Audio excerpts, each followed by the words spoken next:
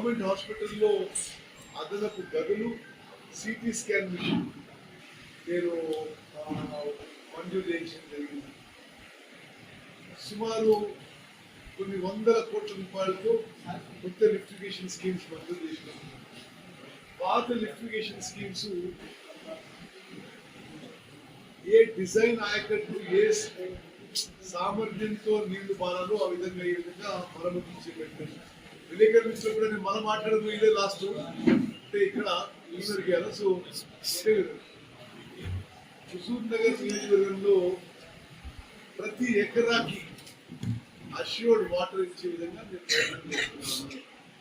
Nagarjuna sir కాలువ కానీ, మూసీ కానీ, మరి విచిత్ర బ్యాక్ ఇతర వాగులు కానీ ఎక్కడ నీళ్లు ఉంటే కోట్ల ఎవ్రీ టైం అఫ్కోర్స్ రామరెడ్డి గారి కీలక పాత్ర, మాది కొంత కోఆపరేషన్ దానికి బెటర్ అండ్ బెటర్ ఇన్ఫ్రాస్ట్రక్చర్. అదేవిధంగా ఈ మధ్య కాలమే మన పిల్లలకి నిరుపేద పిల్లలు, ఎస్సీ ఎస్టీ బీసీ పిల్లలు మెయిన్గా గవర్నమెంట్ జూనియర్ డిగ్రీలో చదువుతారు. వాళ్ళకి మెరుగైన సదుపాయాలు అందించాలనే ఉద్దేశంతో, ఇన్ఫ్రాస్ట్రక్చర్ ఉద్దేశంతో గవర్నమెంట్ జూనియర్ కాలేజ్కి కొత్త బిల్డింగ్కి 7.5 కోట్లు మంజూరు చేయించింది. కొన్ని వందల కోట్ల రోడ్లు మంజూరు చేయించడం, కొన్ని పనులు మొదలైనవి, కొన్ని మొదలైతే.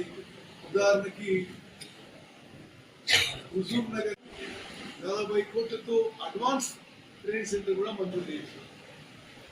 మరి హుజూర్ నగర్ ప్రాంతాన్ని,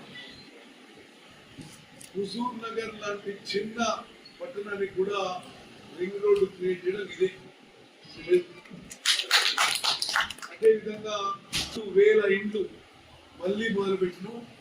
అది మేము ఫిబ్రవరిలో పూర్తి చేస్తాం. ఆ ఎంపిక కూడా పూర్తి పారదర్శకత ఉంటుంది.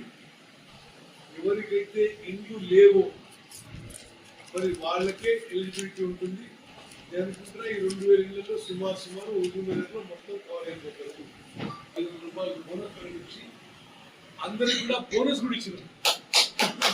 మేము రాష్ట్రంలో ఎక్కువ చోట బోనస్ ఎంఎస్పీ ప్లస్ బోనస్ కంటే సన్న రకాలుగా ఎక్కువ వచ్చింది.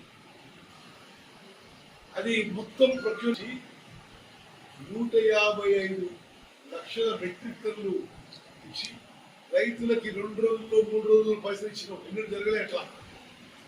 ఇంకే మొత్తం తెలంగాణ వరి రైతులకి ఈ ఒక్క పంటలో వారికి వచ్చిన ఆదాయం 35 నుంచి 40 వేల కోట్ల రూపాయలు.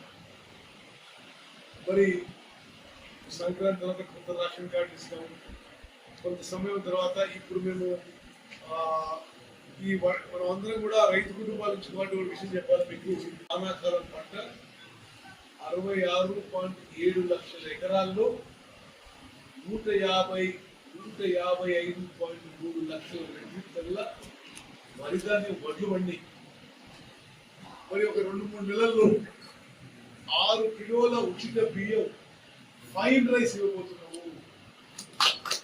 మరి అది నిజంగా రాష్ట్రంలో జ్యుడిషియల్ విషయాల్లో కూడా హుజూర్ నగర్ నుంచి హైదరాబాద్ వరకు బెటర్ ఇన్ఫ్రాస్ట్రక్చర్ ప్రొవైడ్ చేయడము.